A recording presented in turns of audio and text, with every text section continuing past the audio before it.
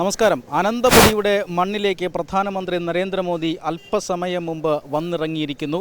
തിരുവനന്തപുരം വിമാനത്താവളത്തിൻ്റെ എനിക്ക് തൊട്ടു മുന്നിൽ കാണുന്ന തിരുവനന്തപുരം വിമാനത്താവളത്തിൻ്റെ ടെക്നിക്കൽ ഏരിയയിൽ നിന്ന് അല്പസമയം മുമ്പാണ് പ്രധാനമന്ത്രിയുടെ വാഹനവ്യൂഹം പുറത്തേക്ക് വന്നത്. 10:30 പ്രധാനമന്ത്രി നരേന്ദ്രമോദി തിരുവനന്തപുരം വിമാനത്താവളത്തിൽ എത്തുമെന്ന് അറിയിച്ചിരുന്നത്. എന്നാൽ 30 മിനിറ്റ് വൈകി 10:58 വ്യോമസേനയുടെ പ്രത്യേക വിമാനം തിരുവനന്തപുരം വിമാനത്താവളത്തിൽ ഇറങ്ങിയത്. അതിനുശേഷം പ്രധാനമന്ത്രിയെ സ്വീകരിക്കാനായി സംസ്ഥാന സർക്കാരിൻ്റെ പ്രതിനിധിയായി മന്ത്രി GR അനിൽ എത്തിയിരുന്നു.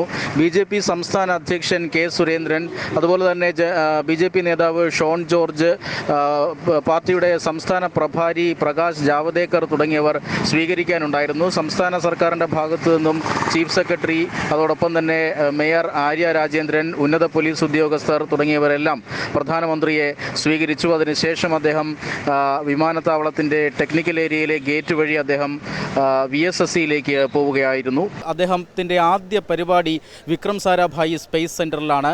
അവിടെ വിവിധ വികസന പദ്ധതികളുടെ ഉദ്ഘാടനം അദ്ദേഹം നിർവഹിക്കുന്നുണ്ട്. അതോടൊപ്പം തന്നെ ലോകം മുഴുവൻ കാത്തിരിക്കുന്ന ഗഗൻയാൻ പദ്ധതി, ഇന്ത്യയുടെ ഗഗൻയാൻ പദ്ധതിയുടെ അവലോകനം നടക്കുന്നുണ്ട്. മാത്രമല്ല, ആ ഗഗൻയാൻ പദ്ധതിയിൽ ബഹിരാകാശ സഞ്ചാരികളുടെ പേര് വിവരങ്ങൾ പ്രധാനമന്ത്രി പ്രഖ്യാപിക്കും. അവർക്ക് ആസ്ട്രോനോട്ട് വിങ്സ് പട്ടവും പ്രധാനമന്ത്രി നരേന്ദ്രമോദി നൽകും. ഭാരതം മുഴുവൻ കാത്തിരിക്കുന്ന നിമിഷങ്ങൾക്കാണ് അല്പസമയത്തിനകം പ്രധാനമന്ത്രി നരേന്ദ്രമോദി തുടക്കം കുറിക്കുക. അദ്ദേഹം ഇവിടെ നിന്നും വിക്രം സാരാഭായി സ്പേസ് സെൻറ്ററിലേക്ക് പോയി കഴിഞ്ഞു. അവിടെയാണ് അദ്ദേഹത്തിൻ്റെ ആദ്യ പരിപാടി ഇന്ന്. അതിനുശേഷം അദ്ദേഹത്തിൻ്റെ രാഷ്ട്രീയ പരിപാടിയാണ്. അത് തിരുവനന്തപുരം ഭരണസിരാ കേന്ദ്രത്തിന് തൊട്ട് മുന്നിലായി സെൻട്രൽ സ്റ്റേഡിയത്തിലാണ് അദ്ദേഹത്തിൻ്റെ റാലി നടക്കുന്നത്. ഏതാണ്ട് 1,00,000-ഓളം പ്രവർത്തകർ പങ്കെടുക്കുമെന്ന് പാർട്ടി നേതൃത്വം അറിയിച്ചു കഴിഞ്ഞു. വലിയ ഒരുക്കങ്ങളാണ് പ്രധാനമന്ത്രിയുടെ സന്ദർശനത്തോടനുബന്ധിച്ച് പാർട്ടി അവിടെ ഒരുക്കിയിട്ടുള്ളത്. പടുകൂറ്റൻ വേദിയിലാകും ഇന്ന് പ്രധാനമന്ത്രി നരേന്ദ്രമോദി പ്രസംഗിക്കുക.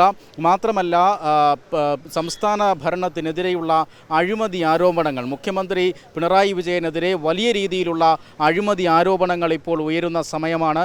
മാത്രമല്ല, കേന്ദ്ര സർക്കാരിനെതിരെ കേന്ദ്രം സാമ്പത്തികമായി കേരളത്തെ ഞെരുക്കുന്നു എന്ന രീതിയിലുള്ള ആരോപണവും സംസ്ഥാന സർക്കാർ ഉന്നയിക്കുന്നുണ്ട്.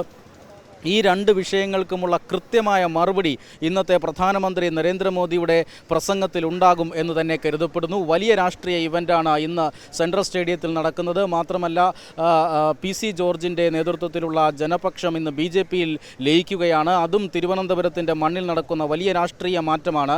BJPക്ക് അനുകൂലമായി വന്നുകൊണ്ടിരിക്കുന്ന രാഷ്ട്രീയ മാറ്റം, അതിന് പ്രധാനമന്ത്രി നരേന്ദ്രമോദി ഇന്ന് അനന്തപത്മനാഭൻ്റെ മണ്ണിൽ തന്നെ തുടക്കം കുറിക്കുകയാണ്. 12 മണിയോടുകൂടി പ്രധാനമന്ത്രി നരേന്ദ്രമോദി VSSയിലെ പരിപാടിക്ക് ശേഷം സെൻട്രൽ സ്റ്റേഡിയത്തിൽ എത്തിച്ചേരുമെന്നാണ് പ്രതീക്ഷിക്കുന്നത്.